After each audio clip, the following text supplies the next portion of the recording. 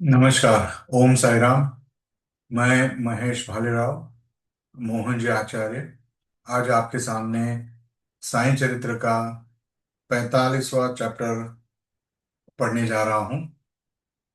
अध्याय 45, संदेह निवारण।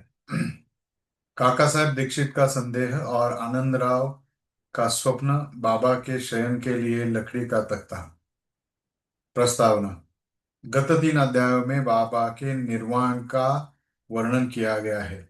इसमें कोई संदेह नहीं कि अब बाबा का साकार स्वरूप लुप्त हो गया है, परंतु उनका निराकार स्वरूप सदैव विद्यमान रहेगा। अभी तक केवल उन्हीं घटनाओं और लीलाओं का उल्लेख किया गया है जो बाबा के जीवन काल में घटित हुई थी। उनके समाधिस्थ होने के पश्चात भी अनेक लीलाएं हो चुकी है और अभी भी देखने में आ रही हैं, जिनसे यह सिद्ध होता है कि बाबा अभी भी विद्यमान है और पहले की ही भांति अपने भक्तों को सहायता पहुंचाया करते हैं।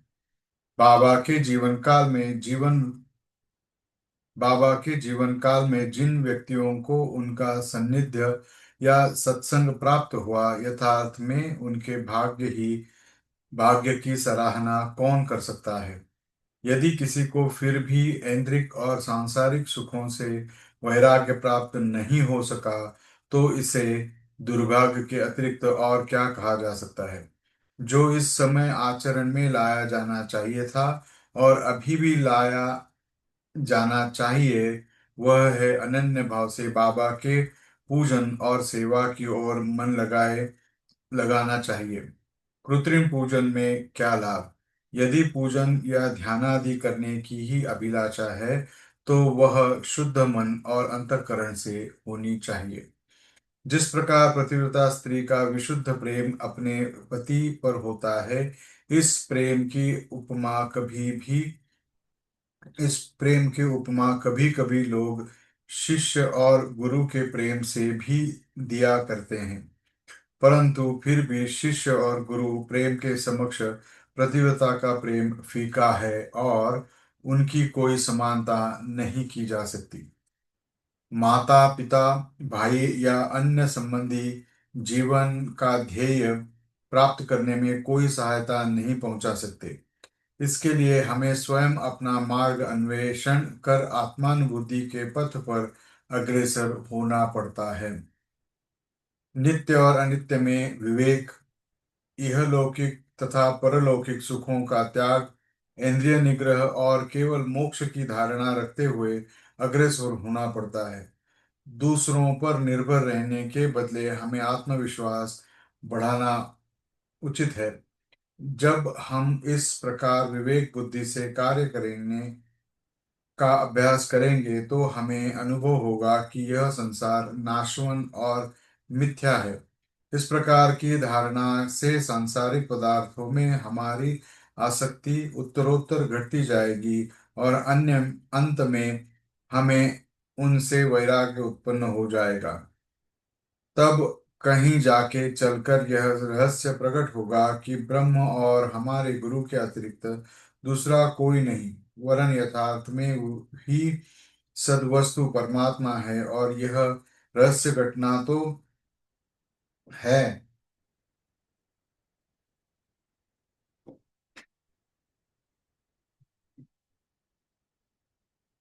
कि यह दृश्यमान जगत उनका ही प्रतिबिंब है। अतः इस प्रकार हम सभी प्राणियों में उनकी उनके ही रूप का दर्शन कर उनका पूजन करना प्रारंभ कर देते हैं, और यही समत्व भाव दृश्यमान जगत से विरक्ति प्राप्त कराने वाला मूल मंत्र है। इस प्रकार जब हम ब्रह्म या गुरु की अनन्य भाव से भक्ति करेंगे, तो हमें उनसे अभिन्नता की प्राप्ति होगी और आत्मानुभूति की प्राप्ति सहज हो जाएगी। संक्षेप में यह कि सदैव गुरु का कीर्तन और उनका ध्यान करना ही हमें सर्वभूतों में भागवत दर्शन करने की योग्यता प्रदान करता है और इसी से परमानंद की प्राप्ति होती है। निम्नलिखित कथा इस तथ्य का प्रमाण है। काका साहेब का संदेह तथा आनंद राव का स्वप्न। यह तो सर्वविदित है कि बाबा के बाबा ने काका साहेब दीक्षित को श्री एकनाथ महाराज के दो ग्रंथ श्रीमद् भागवत और भावार्थ रामायण का नित्य पठन करने की आज्ञा दी थी। काका साहेब इन ग्रंथों का नियम पूर्वक पठन बाबा के समय से करते आए हैं और बाबा के समाधिस्थ होने के उपरांत अभी भी वे उसी प्रकार अध्ययन कर रहे हैं। इस समय एक समय चौपाटी मुंबई में काका साहेब प्रातःकाल एकनाथी भागवत का पाठ कर रहे थे। माधवराव देशपांडे और काका महाजनी भी उस समय वहां उपस्थित थे तथा ये दोनों ध्यान पूर्वक पाठ श्रवण कर रहे थे। उस समय 11वें स्कंद के द्वितीय अध्याय का वाचन चल रहा था, जिसमें नवनाथ अर्थात ऋषभ वंश के सिद्ध यानी कवि हरि अंतरिक्ष प्रद्युम्न पिंपलायन अभिहोत्र दुर्मिल चमस और करभाजन का वर्णन है, जिन्होंने भागवत धर्म की महिमा राजा जनक को समझाई थी। राजा जनक ने इन नवनाथों से बहुत महत्वपूर्ण प्रश्न पूछे और इन सभी ने उनकी शंकाओं का बड़ा संतोषजनक समाधान किया था। अर्थात कवि ने भागवत धर्म, हरि ने भक्ति की विशेषताएं, अंतरिक्ष ने माया क्या है, प्रबुद्ध ने माया से मुक्त होने की विधि, पिपलायन ने परब्रह्म के स्वरूप, अभिहोत्र ने कर्म के स्वरूप, दुर्मिल ने परमात्मा के अवतार और उसके कार्य, चमस ने नास्तिक की मृत्यु के पश्चात की गति एवं करभाजन ने कलिकाल में भक्ति की पद्धतियों का यथाविधि वर्णन किया। इन सब का अर्थ यही था कि कलयुग में मोक्ष प्राप्त करने का एकमात्र साधन केवल हरि कीर्तन या गुरु चरणों का चिंतन ही है। पठन समाप्त होने पर काका साहब बहुत निराशपूर्ण स्वर में माधवराव और अन्य लोगों से कहने लगे कि नवनाथों की भक्ति पद्धति का क्या कहना है, परंतु उसे आचरण में लाना कितना दुष्कर है। नाथ तो सिद्ध थे, परंतु हमारे समान मूर्ख में इस प्रकार की भक्ति का उत्पन्न होना क्या कभी संभव हो सकता है? अनेक जन्म धारण करने पर भी वैसी भक्ति की प्राप्ति नहीं हो सकती और फिर हमें मोक्ष कैसे प्राप्त हो जा सकेगा? ऐसा प्रतीत होता है कि हमारे लिए तो कोई आशा ही नहीं है। माधवराव को यह निराशावादी धारणा अच्छी न लगी। वे कहने लगे कि हमारा अहोभाग्य है, जिसके फलस्वरूप ही हमें साईं सदृश अमूल्य हीरा हाथ लग गया है। तब फिर इस प्रकार निराशा का राग आलापना उचित नहीं है। यदि तुम्हें बाबा पर अटल विश्वास है तो फिर इस प्रकार चिंतित होने की आवश्यकता ही क्या है। माना कि नवनाथों की भक्ति उपेक्षाकृत अधिक दृढ़ और प्रबल होगी, परंतु क्या हम लोग भी प्रेम और स्नेह पूर्वक भक्ति नहीं कर सकते? क्या बाबा ने अधिकार पूर्व वाणी में नहीं कहा है कि श्री हरि या गुरु के नाम जाप से मोक्ष की प्राप्ति होती है? तब फिर भय और चिंता का स्थान ही कहाँ रह जाता है। परंतु फिर भी माधवराव ने वचनों से काका साहब का समाधान न हुआ। वे फिर भी दिन भर व्यग्र और चिंतित ही बने रहे। यह विचार उनके मस्तिष्क में बार बार चक्कर काट रहा था कि किसी विधि से नवनाथों के समान भक्ति की प्राप्ति संभव हो सकेगी। एक महाशय जिनका नाम आनंदराव पाखाड़े था, माधवराव को ढूंढते ढूंढते वहां आ पहुंचे। उस समय भागवत का पठन हो रहा था। श्री पाखाड़े भी माधवराव के समीप ही जाकर बैठ गए और उनसे धीरे धीरे कुछ वार्ता करने लगे। वे अपना स्वप्न माधवराव को सुना रहे थे। उनकी कानाफूसी के कारण पाठ में विघ्न उपस्थित होने लगा। अतएव काका साहब ने पाठ स्थगित कर माधवराव से पूछा कि क्यों, क्या बात हो रही है।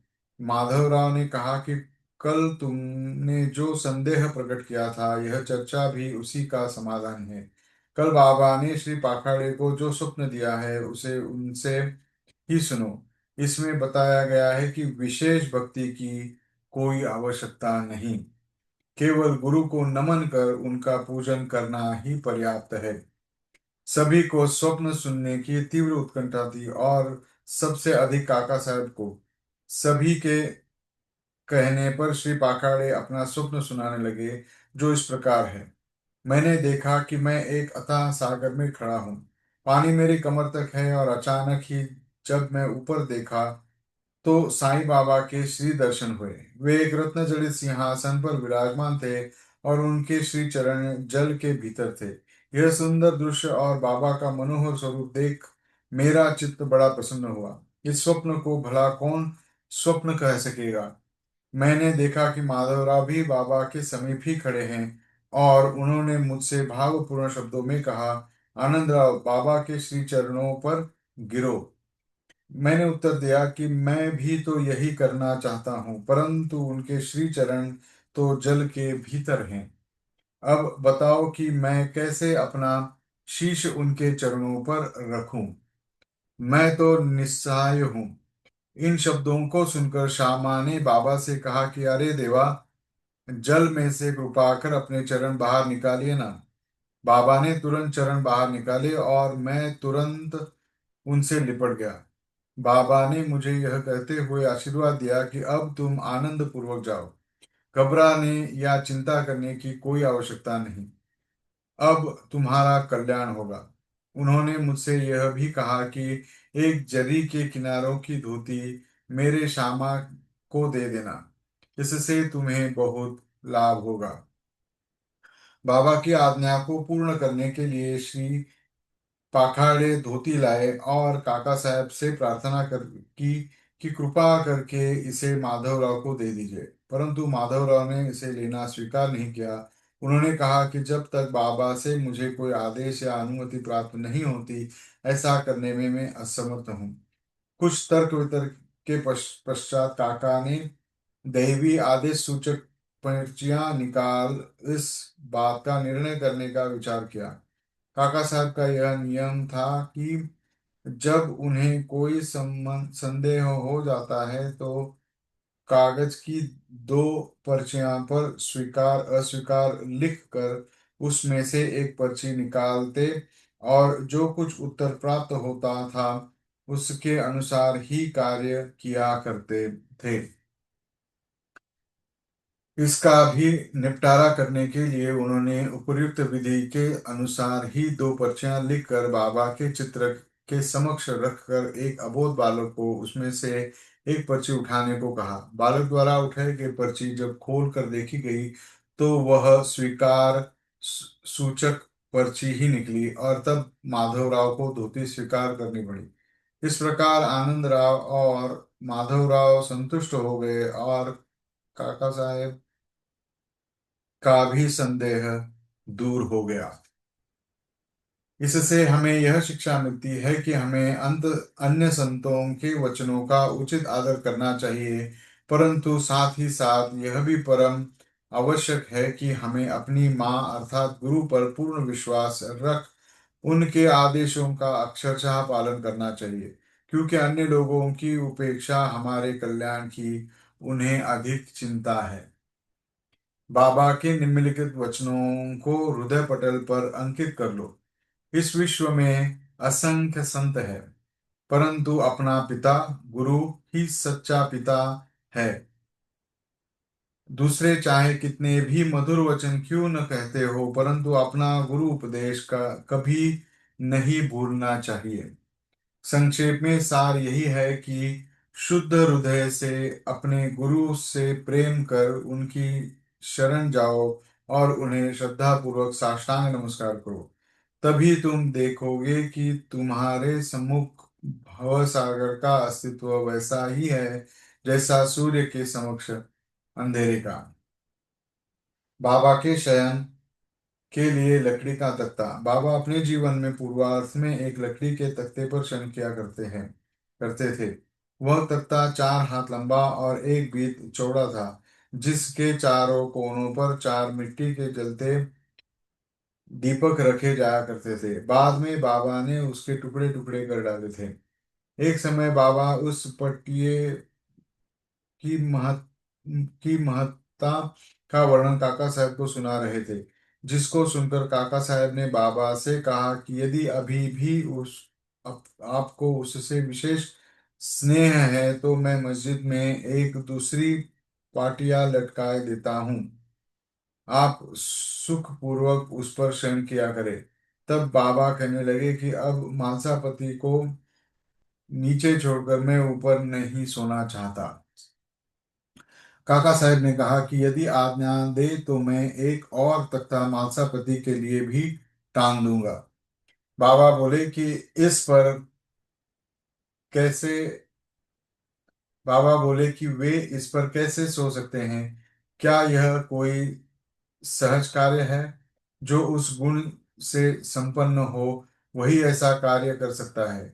जो खुले नेत्र रखकर निद्रा ले सके वही उसके योग्य है। जब मैं शयन करता हूँ तो बहुधा मालसापति को अपने बाजू में बिठाकर उनसे कहता हूँ कि मेरे हृदय पर अपना हाथ रख कर देखते रहो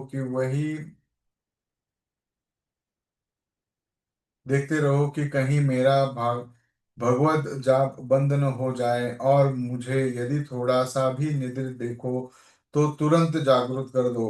परंतु उससे तो यह भी नहीं हो सकता था। वह तो स्वयं ही झपकी लेने लगता है और निद्रामग्न होकर अपना सिर डुलाने लगता है। और जब मुझे भगत का हाथ पत्थर सा भारी प्रतीत होने लगता है तो मैं जोर से पुकार उठता हूँ कि ओ भगत। तब कहीं वह घबरा कर नेत्र खोलता है।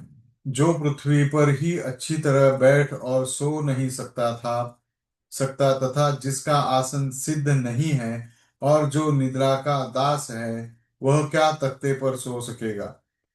अन्य अनेक अवसरों पर वे भक्तों के स्नेहवश ऐसा कहा करते थे कि अपना अपने साथ है और उसका उसके साथ।